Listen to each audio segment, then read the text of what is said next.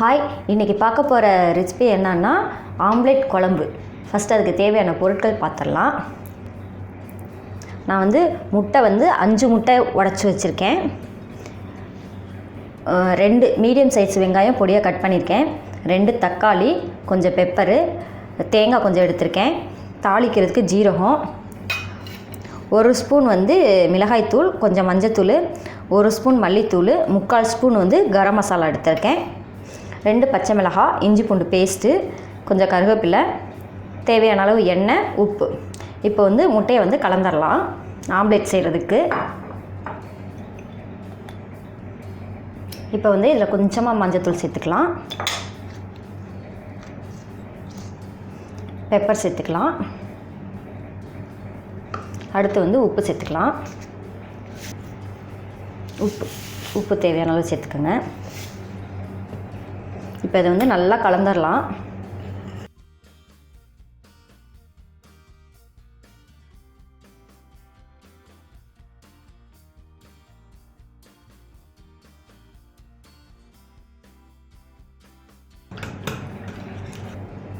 இப்போ இதில் கருவேப்பிலை, கொத்தமல்லி கொஞ்சம் சேர்த்துக்கலாம். லைட்டாக மிக்ஸ் பண்ணிடுங்க. இது இப்போ இப்படியே இருக்கட்டும். இது கொஞ்சம் தாளிச்சிடலாம். எண்ணெய் 1 டேபிள் ஸ்பூன் சேர்த்துக்கோங்க. எண்ணெய் சூடாயிடுச்சு. இப்போ இதில் ஜீரகம் சேர்த்துடலாம். ஜீரகம் பொரிஞ்சிருச்சு.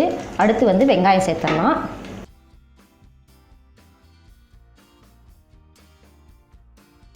வெங்காயம் நல்லா வதங்கட்டும்.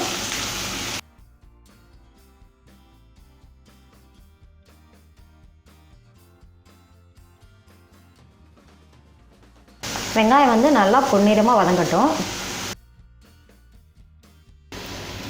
இப்போ முட்டையில் கலக்கிறதுக்காக வதங்குற வெங்காயத்துலேருந்து கொஞ்சம் எடுத்துக்கலாம். இதையும் போட்டு நல்லா மிக்ஸ் பண்ணிக்கலாம். இதை இப்போ நல்லா கலந்துக்கலாம். இப்போ நம்ம ஆம்லேட் ரெடி பண்ணிடலாம். நான் ஆம்லேட் பனியார சட்டியில் தான் ஊற்ற போகிறேன். அப்போ தான் குண்டு குண்டாக அழகாக இருக்கும். வெங்காயம் ஒரு சைடு வதங்கட்டுங்க. இப்போ அடுத்த சைடு நம்ம ஆம்லேட் ரெடி பண்ணிடலாம். பனியார சட்டியில் தான் நான் ஊற்ற போகிறேன். கொஞ்சம் எண்ணெய் சேர்த்துடலாம். இப்போ முட்டையை ஊற்றிடலாம்.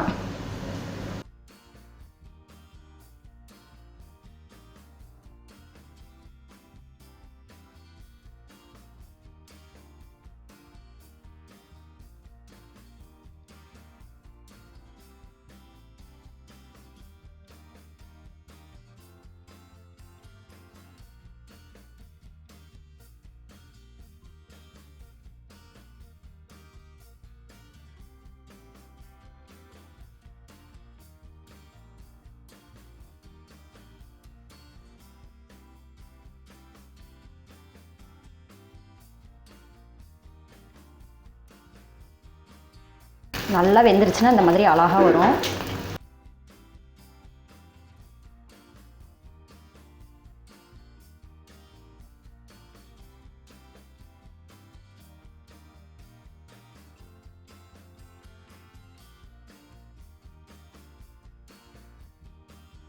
இப்போ 2 சைடுமே நல்லா வந்துச்சுங்க. ஸ்டவ் ஆஃப் பண்ணிட்டேன். இப்போ வெங்காயம் வதங்கிடுச்சான்னு பார்க்கலாம். இது வெங்காயமும் இப்போ நல்லா வதங்கிடுச்சு. இப்போ இதில் இஞ்சி பூண்டு பேஸ்ட்டு, பச்சை மிளகாய், கருவேப்பிலெல்லாம் சேர்த்துடலாம். ஃபஸ்ட்டு இஞ்சி பூண்டு பேஸ்ட்டு சேர்த்துடலாம். இதை கலந்து விட்டுடலாம். அடுத்து பச்சை மிளகாய், கருவேப்பிலை சேர்த்துடலாம். இதையும் கலந்து விட்டுடலாம். அடுத்து தக்காளியெல்லாம் சேர்த்துடலாம். இதை நல்லா வதங்கட்டும்.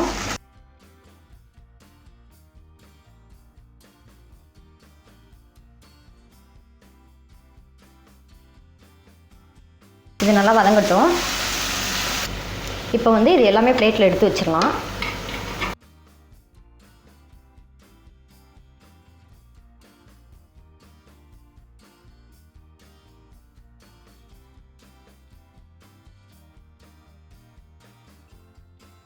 தக்காளி எல்லாமே வதங்கிடுச்சுங்க. இப்போ எடுத்து வச்சுக்க மசாலா எல்லாமே சேர்த்துக்கோங்க. பச்சை மிளகாய் போட்டுக்கனால நான் 1 ஸ்பூன் தான் மிளகாய்த்தூள் எடுத்திருக்கேன், போதும். இதே நல்லா கலந்து விட்டுறலாம்.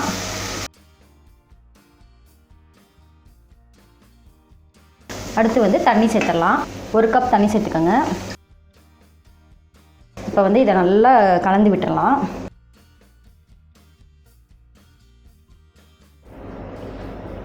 உப்பு சேர்த்துக்கோங்க. இது 10 நிமிஷம் வேகட்டும். கலந்து விட்டுக்குங்க. இப்போ இந்த டைமில் இந்த தேங்காயை அரைச்சிடலாம். 10 நிமிஷம் ஆயிடுச்சுங்க. நம்ம ஊற்றின தண்ணி எல்லாமே நல்லா சுண்டிருச்சு. இப்போ வந்து அரைச்சி வச்சுருக்க தேங்காயை சேர்த்துடலாம். இது நல்லா கலந்து விட்டுக்கோங்க. கொஞ்சமாக தண்ணி சேர்த்துக்கலாம். இப்போ இதெல்லாமே கலந்து விட்டுக்கோங்க. இது ஒரு 3 நிமிஷம் இருக்கட்டும்.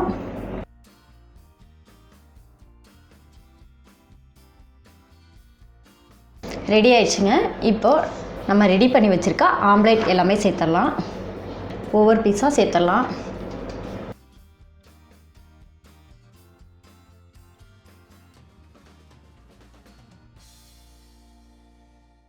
இப்போ கடைசியாக மல்லி இலை சேர்த்துடலாம். இப்போ ஸ்டவ் ஆஃப் பண்ணிடலாம். ஆம்லேட் பணியார குழம்பு ரெடி ஆயிடுச்சு. நீங்களும் உங்கள் வீட்டில் கண்டிப்பாக ட்ரை பண்ணி பாருங்கள். இந்த வீடியோ பிடிச்சிருந்துச்சுன்னா சேனலை சப்ஸ்கிரைப் பண்ணுங்கள். தேங்க்யூ.